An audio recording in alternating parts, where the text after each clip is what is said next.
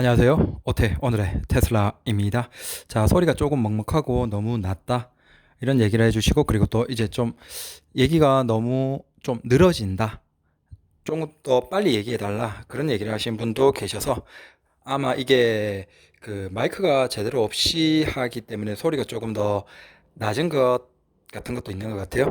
저는 이제 조금 낮은 게 듣기 좋다라고 생각을 했는데 오히려 그게 아마 먹먹하게 들리는 게 아닌가 생각이 돼서 일단은 제 말하는 그 높이는 조금 올려볼게요. 조금 더 밝게. 네.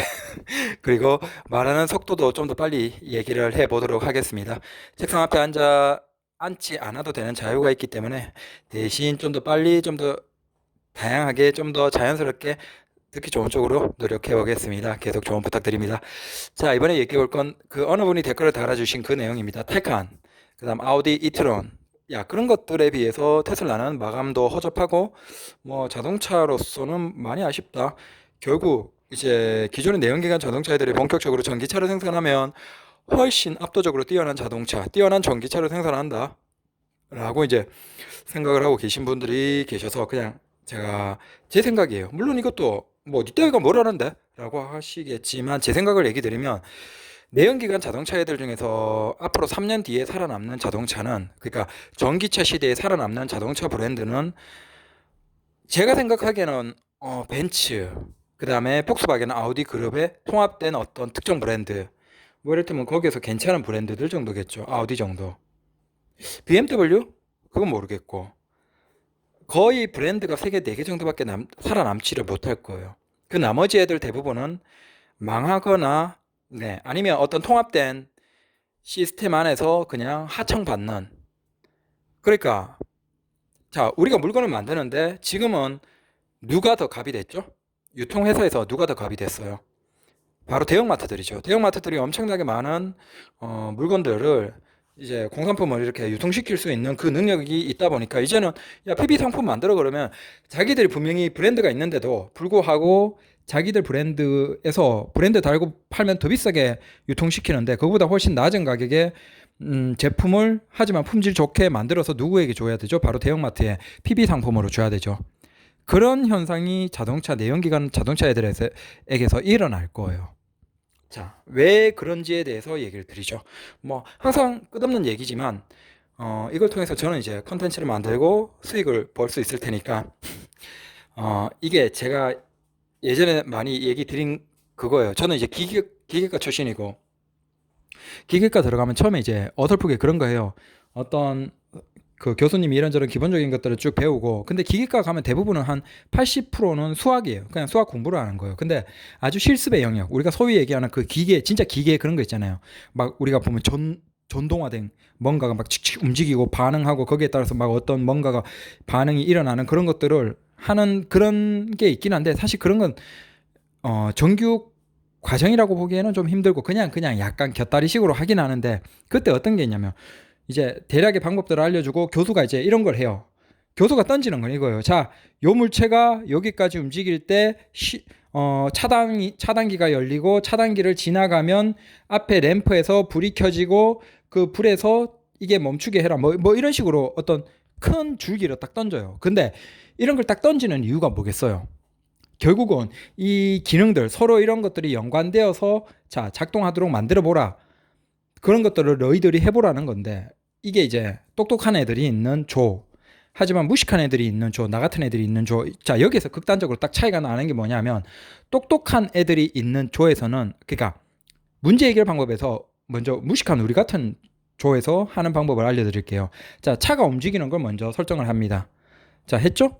그 다음에 요게 여기까지 갔을 때 차단막이 열려야 돼. 그러면 어거지로 이게 여기까지 움직일 때, 자, 요게 3cm 움직일 때 차단막이 열리게 만들어 버려요.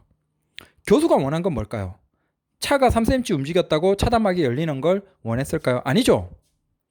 그러니까 차가 3cm를 움직였을 때 강제로 차단막이 열리게 설정을 하는 거예요. 왜? 반응을 해서 하는 것들은 좀 복잡하고 힘들거든요. 그 다음 3cm 움직이면 차단막이 열리게 했어. 그 다음은 어떻게 해야 된다? 앞으로 가는데 또 신호가 있어. 신호에서 이게 신호에 이게 요걸 지날 때 램프가 켜지고 그 다음 거기에서 차가 멈추게 해야 돼. 그럼 어떻게 해야 된다? 거기에서 3cm 더 움직였을 때 불이 켜지도록 강제로 설정을 합니다. 그 다음에 거기에서 한 2cm, 3cm 더 갔을 때 이 간단한 작은 자동차가 멈추게 하는. 그러니까 이게 뭐인 것 같은지 이해되시죠? 교수는 자 서로 간의 반응에 따라서 제어가 되는 뭔가를 해보라 라는 걸 던진 건데, 이 무식한 애들은 그냥 어거지로 하나를 하는 거예요. 근데 그걸 이제 앞에서 시연 딱 하면 비슷하죠. 자 요만큼 3cm 갔을 때 차단막이 열리고 그 다음에 띵띵 딱 하면 램프가 불이 딱 켜지고 그 다음에 거기 앞에서 딱 멈춰. 자 동작 형태에서는 정상적으로 요구한 게 됐어요. 그러면 이게 A 플러스를 받을까요? F를 받을까요? 그렇죠. F를 받는 거예요. F가 되는 거예요. 그러면 똑똑한 애들은 뭐라 할까? 자, 전체적인 통안에서 그러면 램프, 그 다음에 차단막이 언제 어떤 형태를 통해서 움직이는 걸 먼저 설정을 기본적으로 하고, 거기에서 이 차는 따로 그냥 이 직진의 어떤 레일을 움직이도록 따로 설정을 하고, 그 다음에 여기에서 센서가 인식해서 자, 이 센서를 지날 때 차단막이 움직이고, 그 다음에 그것과 동일하게 어떤 것들을 지날 때 거기에서 어떤 걸 인식하면 램프가 켜지고 그 다음에서 멈춘다. 자, 이런 전체적인 걸 틀을 딱 잡아놓고 거기에서 이 해야 되는 전체적인 그러니까 제어를 얘기하는 거예요. 통합된 어떤 제어. 그래서 똑똑한 애들은 그런 것들을 다 이해를 하고 그다음 그 기본 틀을 짜놓고 거기에서 뭐 센스를 인식할 때마다 뭐 작동하게 만들어 놓고, 그래서 그 레일 위에 차가 그냥 차는 다른 게 없어. 그냥 차는 그냥 그대로 가는 건데 특정 지점에서 센서가 딱 반응해서 불이 켜지고 센서가 반응해서 그다음 차단막이 올라가고 그다음 멈춘다. 막 이건 이제 A 플러스가 나오는 거죠. 우리는 어떻게 했죠? 이 차가 3cm 움직일 때 강제로 차단막이 열리고 요게 요 다음에서 한 3cm, 5cm 움직일 때 강제로 램프가 켜지게. 그건 뭔가 제어가 되는 어떤 센스의 인식을 통해서 제어가 되는 과정이 전혀 아니죠. 그러니까 제가 왜 이 얘기를 드리냐면 지금 자동차의 내연기관이 만드는 자동차, 전동, 자동화, 이 자동차와 테슬라 자동차가 맞닥뜨리고 있는 문제가 이거예요. 이걸 여러분들이 극명하게 알고 싶으면 뭘 보냐 하면, 자 테슬라 자동차는 소프트웨어가 이제는 굉장히 자유롭게 업데이트가 됩니다. 근데 굉장히 많은 부분들을 변화시키고 있어요. 이게 얼마나 무서운 건지를 알아야 돼요. 현재 여러분들이 랜드로버 레인지로버 있죠. 거기에서 이제 막 결함 관련 이런저런 이슈가 됐었죠. 그것과 굉장히 유사한 현상이 어디에서 일어나고 있냐면 바로 제네시스 GB80입니다. SUV에서 이제 그 어떤 결함이라고 하면 그렇고 소프트웨어의 충돌들이 막 일어나고 있어요. 그러니까 소프트웨어의 안정화가 굉장히 떨어져요. 제네시스 GB80. 그건 여러분들이 제네시스 GB80 카페에 가면 결함 메뉴에서 보실 수 있습니다. 그러면 그게 왜 일어날까요? 여러분들 한번 생각해 보세요. 왜 레인지로버나 그 다음에 제네시스 GB80 같은 것들이 그런 소프트웨어의 충돌, 결함들이 일어날까요? 어떤 문제들이 발생할까요? 자, 자동차를 만드는 과정을 알아야 돼요. 우리가 자동차를 보면 하나의 덩어리를 진짜 멋지게 자동차 회사가 만든 것으로 착각하지만 그 자동차는 사실은 수많은 밑에 기술이 없는 경우에는 자동차가 직접 하청을 내리고, 그 다음에 기술력이 있는 곳들의 어떤 부품들은 거기에 맞춰서 요구하는 조건에 맞춰서 부품을 납품받아서 그 납품받은 하청에서 받거나 아니면 기술력이 좋은 업체에서 받거나 그런 각각의 부품들을 그냥 덩어리를 지어 놓은 거예요. 그러니까 서로 이렇게 한 덩어리로 만들어 놓은 거예요. 자동차 회사가 직접 부품을 생산하고 개발하고 하는 부분은 굉장히 적어요. 자, 밖에서 수많은 부품들을 모아서 그걸 잘 조율한다, 세팅을 한 것이라고 생각을 하시면 됩니다. 그런데 여기에 각각의 다 부품들이 있잖아요. 그러면 이 각각의 부품들을 다 제어를 쉽게 하려면 어떻게 해야 될까요? 전통적인 자동차는 ECU, TCU, 그 다음에 수많은 어떤 중간에 센서들을 다 막아두고, 그러니까 우리가 그 중간중간 각각의 기능들이 다 아무런 문제가 서로 충돌이 일어나지 않게 퓨즈 같은 걸 두고 중간에 탁탁탁 끊어질 수 있게 다 나눠놨잖아요. 그럼 부품들을 다 붙여놓고 거기에 중간에서 차단될 수 있는 부분들을 두고 그게 많은 ECU나 TCU 등을 통해서 제어가 되는 거예요. 쉽게 얘기하면 자동차는 우리가 겉으로 보면 하나의 덩어리지만 수많은 기계들을 우리가 능동적으로 제어를 하거나 아니면 수동적 아니면 자동으로 제어를 하는 거예요. 그러니까 여러분들 손에는 나팔이 있고 발에는 불 심벌즈를 막 쿵쿵쿵 치는 북이 있고 그다음에 머리에는 막 나팔 뭐 프로펠러가 있고 우리가 옛날에 그 혼자서 막 이렇게 노래 부르고 옛날에 쿵쿵쿵쿵쿵쿵 그러면서 발로 쿵쿵 뒤에 북 메고 있는 거 북 치고 손에는 뭐 쨍가리 쨍쨍쨍쨍 피아노 같은 거 막 하고 막 그렇게 하는 어떤 광대 같은 사람들 기억나죠? 그러면 혼자서 막 이것저것 다 하잖아요. 우리 인간이 자동차를 탈 때 딱 그것이라고 생각하시면 됩니다.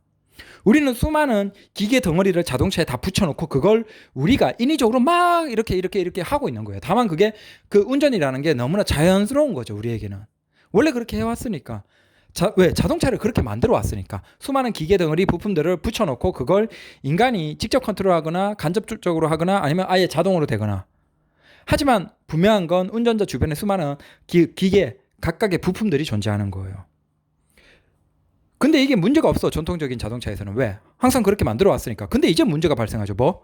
바로 전동, 자동화, 자율 이쪽으로 넘어가고 있는 단계인 거예요. 전기차와 자율 주행 뭐 이런 것들은 그냥 하나로 뭉뚱그려 보시면 됩니다. 그러면 여기에서 발생하는 게 뭐가 있을까요? 여러분들이 생각해보면 이제 거의 답을 알 수 있습니다. 테슬라가 한 게 뭐냐? 테슬라는 여러분들이 오해를 하시면 안 되는 게 소프트웨어를 전문적으로 전공하시는 그런 분들이 테슬라 자동차를 매력을 느끼고 사서 타면서 얘기를 하잖아요. 이건 하나의 운영체계다. 운영체계다. 그러니까 테슬라 자동차는 뭐 수많은 그 각각의 부품들이 있긴 하지만 가장 중심이 어딜까요? 엔진, 미션, 뭐 배터리? 아니에요. 운영체계예요.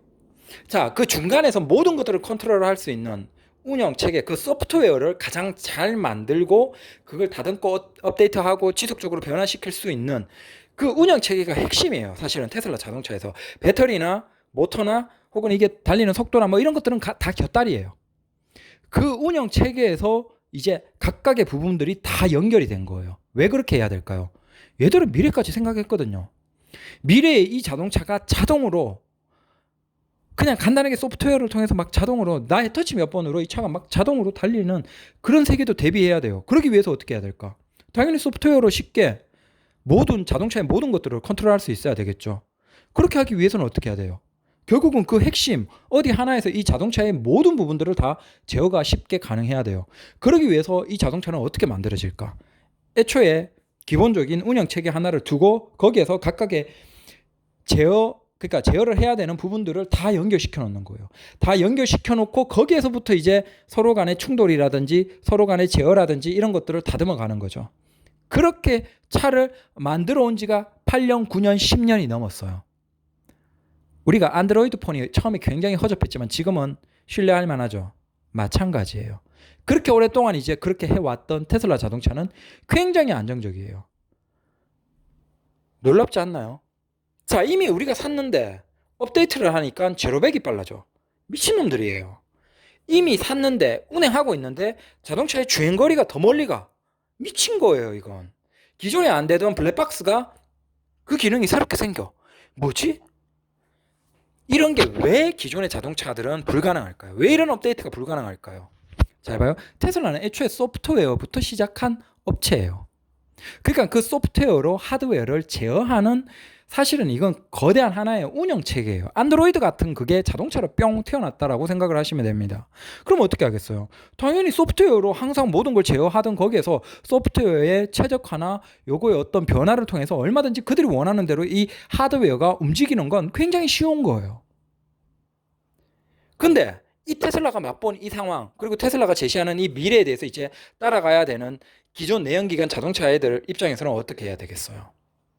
따라하는 거예요. 따라하는데 여기에서부터 이제 일이 다 꼬여 있는 거예요. 뭐다? 걔들은 전통적인 방식에서 기술을 가져오거나 기술을 하청 주고 거기에서 각각의 부품들을 받아서 그걸 중간에서 수많은 서로 간의 충돌이 없도록 퓨즈를 다 두고 그 다음에 수많은 ECU와 TCU를 통해서 아주 파편화시킨 다음에 각각의 부분에서 제어를 하는 형태예요. 그리고 그런 것들의 많은 부분들은 운전자에 맡겨두면서 운전자가 사실은 각각의 전동장치, 기계장치를 움직이는 거예요. 우린 그게 하나라고 생각하지만 그냥 우리는 수많은 기계를 내 인간이 막 제어하고 있다라고 생각을 하시면 됩니다. 다만 그게 너무 자연스럽기 때문에 우린 하나라고 생각하는 거죠. 아니에요. 다 떨어져 있어요. 근데 이제는 어떻게 해야 돼요? 테슬라처럼 하나로 만들어야 되는 거예요. 중간에 네, 어떤 거대한 LCD 화면을 통해서 뭔가가 다 제어되는 것처럼 만들어야 되는 거예요. 서로 간에 막 연결이 되어야 되는 거예요. 거기서 한 발 더 나가서 자동 주차 이런 거 하면 어떻게 되죠? 생각해 보세요. 자동 주차에 대해서 조건들을 생각해 보세요. 엔진을 컨트롤해야 되고, 브레이크를 컨트롤해야 되고, 미션을 컨트롤해야 되고, 그 다음에 센서의 반응이 서로 맞춰서 돌아가야 되겠죠? 자, 생각해 보세요. 자, 센서가 주변의 상황을 인식하고 엔진, 브레이크, 미션을 다 제어를 해야 돼요. 그러면 이것들은 원래는 뭐예요? 각각이에요. 근데 이게 이제는 하나의 어떤 소프트웨어를 중심으로 다 제어가 돼야 되는 거예요. 이런 식으로 넘어가기 위해서 이제 서로 간에 연결을 짓는 거예요. 근데 이 연결은 뭐예요? 중간에 이 어떤 핵심이 되는 아주 중요한 운영체계 소프트웨어부터 시작한 게 아니라 과거에 전통적으로 만들어 오던 그 방식 있잖아요. 근데 거기에서 어거지로 그러면 자동 주차를 위해서는 얘랑 서로 연결지어서 기능을 집어넣어야 되는데 그걸 컨트롤하는 유닛을 또 넣어. 그리고 거기에서 그것들이 컨트롤 되게 해. 그리고 자동 주차 기능을 하나 뚝 집어넣어. 그 다음에 고속도로에서 반자율 주행 기능을 쓰기 위해서는 또 그것에 대해서 엔진 브레이크, 미션, 그 다음에 뭐 센서 그런 것들의 기능을 통합해서 고속도로상에 자율주행을 할 수 있는 그 어떤 기능을 담은 형태를 또 집어넣어. 자, 이제 이해가 되시죠? 이게 더 서로 간에 연결 부분적인 통합이 일어나면서 어떻게 될까요? 그 이상으로 넘어가면 이건 수많은 소프트웨어의 충돌이 일어나는데 그 미세한 부분들을 다 제어를 못하는 거예요. 컨트롤을 못하는 거예요. 결함들을 다 찾아내지 못해요. 왜? 우리가 일반적으로 전통적인 자동차가 테스트 드라이브를 하죠. 그게 뭐 길면 3년, 짧으면 2년, 뭐 더 짧은 경우도 있죠. 근데 그걸 왜 해요? 이 차에 안정하죠. 결함이 어떤 것들이 있는지. 근데 그런 것들은 대부분 하드웨어 중심이에요. 소프트웨어 중심이 아니고 하드웨어 중심. 전통적으로. 뭐 진동이 어떻고, 브레이크가 어떻고, 엔진이 어떻고, 뭐 어떤 장치들의 내구성이 어떻고, 여기서 반응하는 것들이 어떻고, 부하에 대한 뭐 견디는 정도가 어느 정도인지, 뭐 어느 정도의 부하까지 견뎌내는지, 뭐 수많은 그런 것들이 있겠죠. 근데 그런 것들은 대부분은 하드웨어 중심이에요. 근데 거기에서 이제 막 서로 통합시켜 놓은 소프트웨어가 있긴 한데 봐요. 테스트 드라이브는 항상 일정한 지역, 이 한정된 상황 속에서 이루어지죠. 그러면 그건 통과해. 왜? 거기서 만약에 결함이 났으면 그건 해결하죠. 근데 중요한 건 그것만 해결한다는 거예요. 그걸 해결하고 난 다음에 전통적인 자동차를 테스트하듯이 야 우리는 20만, 30만, 50만, 100만 킬로를 테스트했어. 근데 그건 하드웨어죠. 그리고 굉장히 제한된 상황에서 처음에는 소프트웨어에 충돌이 있겠지만 그 한정된 그 상황 속에서의 소프트웨어 결함 충돌은 거기에서 해결을 했어요. 잡았는데 문제가 뭐다? 이제 시중에 딱 소비자에게 판매가 딱 되고 전혀 다른 수많은 변수가 훨씬 더 많은 상황 앞에서 딱 나와버리니까 그런 기계들은 소프트웨어와 하드웨어의 충돌들이 일어나는 거예요. 랜드로버 레인지로버의 그런 소프트웨어 어떤 충돌과 제네시스 GB80에 최근에 나오고 있는 그런 문제들이 바로 이런 거예요.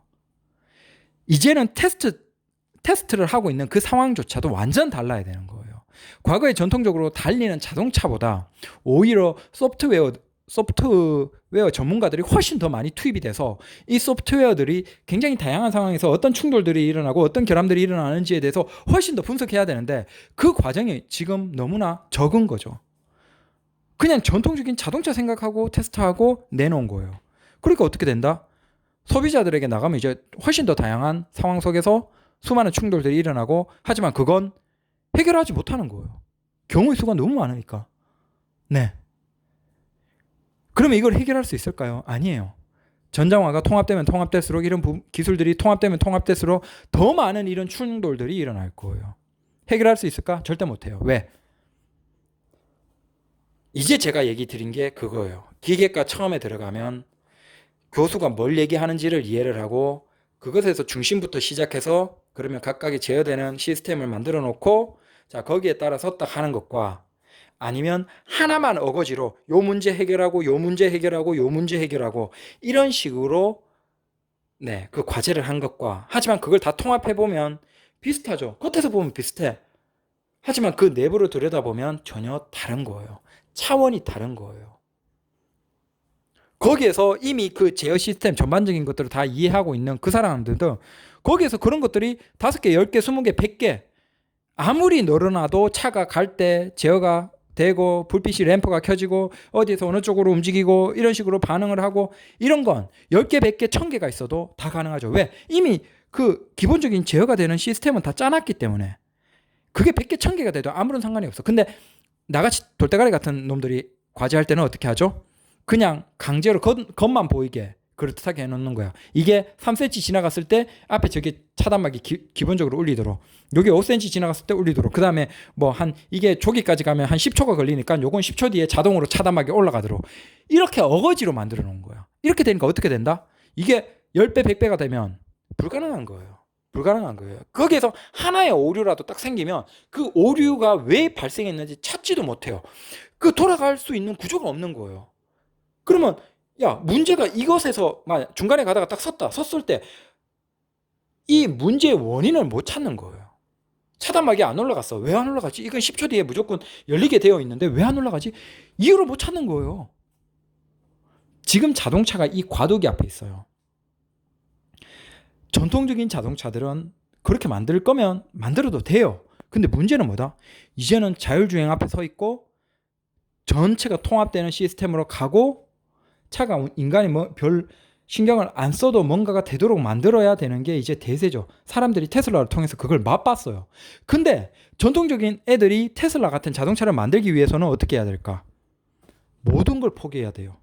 그들이 기존에 각각의 부품들을 가져와서 중간에 퓨즈를 통해서 서로 간에 충돌이 일어나지 않게, 그 다음에 이슈, TCU를 통해서 각각 다 나눠 놓은 다음에 그게 운전자에게, 사실은 운전자가 수많은 부품들을 컨트롤하는 건데 이 방식을 다 포기해야 돼요. 그럼 어떻게 해야 될까? 테슬라처럼 하는 거예요. 통합된 시스템 하나를 만들어 놓고 거기에 제어를 해야 되는 수많은 부품들을 이제 다 연결시켜야 돼요. 그리고 그걸 통해서 터치, 소프트웨어만으로 차량의 전체를 컨트롤할 수 있어야 돼요. 그리고 거기에서 안정화 과정을 거치면서 수많은 오류들을 잡아내고, 그렇게 된 다음에 이제 뭐 고성능 버전을 만들든지 합리적인 버전을 만들든지 그렇게 나가는 거예요. 근데 그 길까지가 너무 먼 거예요. 너무 멀죠. 생각해 보세요. 너무 멀어요. 과연 현대, BMW, 아우디, 벤츠, 폭스바겐 그룹 그런 곳들에게 이런 자동차의 OS 시스템을 완전 기초부터 짜서 쫙 차를 한 대 굴릴 수 있을 정도, 그게 네트워크를 통해서 사람이 건드리지 않고 컨트롤할 수 있을 뭐 스마트 서먼 정도로 구현하기 위해서 얼마나 많은 연구개발 인력이 필요할까요? 가능할까요? 불가능해요. 불가능해요. 그래서 똑똑한 사람들은 작년에 그 포르쉐 타이칸이 나온 걸 보면서 아, 내연기관 자동차들은 끝이 났구나 라는 걸 깨달았을 거예요. 왜 타이칸을 보고 벤츠 EQC를 보고 사이버 트럭을 보고 테슬라 주식에 몰빵을 쳤을까? 쳤어야 되는 거예요. 그때는 치는 게 맞아요.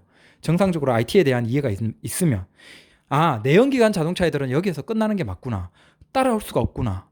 다만 아직은 테슬라의 그게 기존의 내연기관 자동차애들의 그것보다는 좀 투박해 보일 거예요. 단차가 있고 실내 어떤 인테리어 마감이 아쉽고 뭔가가 있고, 하지만 그것들은 중요한 게 전혀 아닌 거예요. 미래의 이 전기차, 자율주행 자동차에게 그건 그냥 아무것도 아닌 거예요. 실제 그리고 그걸 아는, 이해하는 미국의 소비자들은 그걸 개의치 않잖아요. 아니 물론 문제를 제기하긴 해요. 하지만 그걸 개의치 않아요. 단차가 있으니까 테슬라를 안 산다?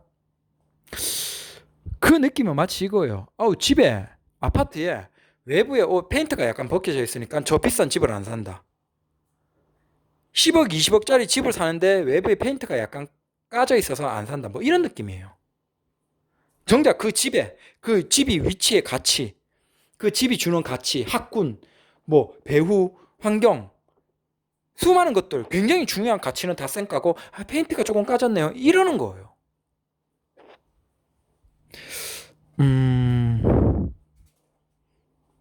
아마 제가 이렇게 얘기를 많이 해도 어차피 아직은 테슬라 정도로밖에 안 보일 거예요. 근데 이게 지금 자동차 회사들의 아마 중요한 사람들이 느끼고 있는 그거일 거예요. 뭐랄까, 거의 자포자기 상태. 우리 지금 어떻게 해야 되지? 우리 지금 테슬라 쟤들이 저렇게 나가고 있는데 우리 지금 어떻게 해야 되지? 솔직히 얘기해서 아마 기존의 내연기관 자동차들 입장에서 가장 좋은 방법은 일론 머스크를 암살해서 죽여버리는 걸 거예요. 쟤를 죽여버리는 게 내연기관 자동차 회사들이 살아남을 수 있는 거의 유일한 방법이에요. 제가 살아있는 한 길어야 5년, 짧으면 3년 내로 대다수의 내연기관 자동차 애들은 다 망합니다. 대다수의. 아마 2개, 3개 정도의 아주 가치 있는 브랜드만이 아마 통합된 시스템을 통해서 뭔가를 통해서 같이 갈 수 있을 거예요. 근데 그건 내연기관 자동차 애들, 뭐 이를테면 포르쉐나 벤츠, 아우디 그런 브랜드가 주인공이 아니에요. 그들이 주인공일 수가 없어요. 네. 아마 OS 같은 건 그래서 왜 수많은 그 OS를 가지고 있던 애플, 그 다음에 안드로이드를 하는 구글 이런 애들이 왜 자율주행 시대에 자꾸 끄적끄적거릴까요? 물론 거기서 실패도 하고 손해도 맛보고 하지만 걔들이 뭐 자신들이 유리하다는 걸 알거든요. 그리고 그 기술의 중요한 부분들은 누구? 네, 모빌아이, 애프티브. 자, 모빌아이는 왜 인텔이 그걸 인수했을까? 왜 뜬금없이 그 CPU를 만드는 애들이, 왜 반도체 만드는 쟤들이 모빌아이를 왜 할까? 왜? 그 다음에 델파이에서 조금 나눠놓은 애프티브. 결국 자동차 애들이 할 수 있는, 스스로 할 수 있는 게 없어요. 배터리, LG, 삼성 아니면 뭐 전기차 시대에, 자율주행 시대에 자동차 애들이 하는 게 뭐가 있죠? 하청이죠. 누구처럼? 제가 처음에 얘기했잖아요. 바로 대형마트에 납품하는 개들처럼. 자신들이 빙그레 뭐 자신들의 브랜드가 있어. 브랜드가 있는데 어떻게 해야 된다? 이제 힘을 가진 대형마트가 아우 씨발 좀 싼 맛에 좀 싼 값에 좋은 제품 납품해봐요. 그러면 납품하는 납품업자밖에 안 되는 거야. PB 상품, 좋은 양질의 PB 상품을 납품해야 되는 공급자밖에 안 되는 거야. 그런 PB 상품이 들어가면 들어갈수록 누가 죽을까요? 그 PB 상품을 공급할 수밖에 없는 그 공산품 제조업체가 죽는 거예요. 그게 누구예요? 바로 내연기관 자동차 회사예요. 내연기관 자동차 회사들이 전기차 시대에 그들 스스로 하는 건 만드는 것 뿐이에요.